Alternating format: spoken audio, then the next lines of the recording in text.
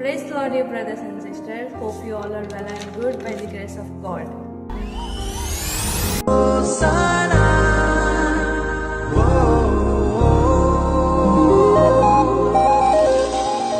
What is palm Sunday? ఈ doubt చాలా మంది పీపుల్కి ఉంటుంది.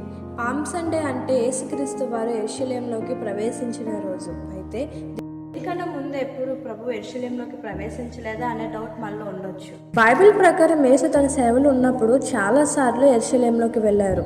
పస్కా పండుగ నాడు దేవాలయంలో బోధించడానికి, ప్రజలకు సందేశం చెప్పడానికి, ఇలా చాలాసార్లు యెరూషలేంలోకి యేసు ప్రభు వారు వెళ్ళారు. అయితే ఇంతకుముందు చాలాసార్లు వెళ్ళిన యేసు ప్రభు పామ్ సండే రోజు ఎందుకు అంత ప్రత్యేకం అని డౌట్ మనలో చాలా మందికి ఉంటుంది. యేసు గాడిదపై కూర్చొని నగరంలోనికి ప్రవేశిస్తారు. ప్రజలందరూ మట్ల ఆకులను ఊపుతూ హోసన్న జయము జయము అని ఆయన్ని రాజుగా స్వాగతిస్తారు.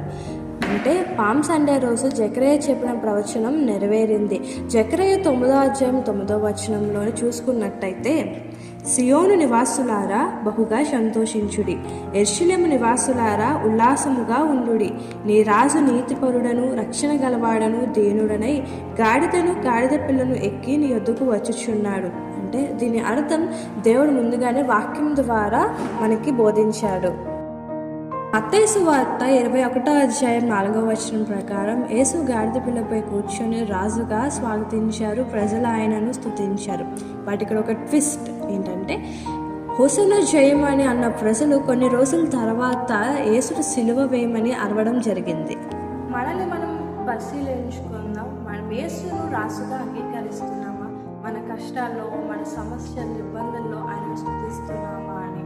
ప్రజెంట్ జనరేషన్లో పీపుల్ ఎలా ఉన్నారంటే, ఏదైనా సక్సెస్ వచ్చినప్పుడు, మేలు జరిగినప్పుడు, లేదా ఆశీర్వాదాలు వచ్చినప్పుడు మాత్రమే దేవుని స్తుతిస్తున్నారు. మరి ఇబ్బందులు ఉన్నప్పుడు, సమస్యలు ఉన్నప్పుడు ఆయనను మర్చిపోతున్నారు. ఎన్ని పరిస్థితులు మారినా, సమస్యలు వచ్చినా ఆయనను మర్చిపోకూడదు. ఎందుకంటే ఆయనను స్తుతించాలి. స్థిరమైన విశ్వాసం ఉండాలి. పరిస్థితులు మారినా దేవుని మీద ప్రేమ మాత్రం అలానే ఉండాలి.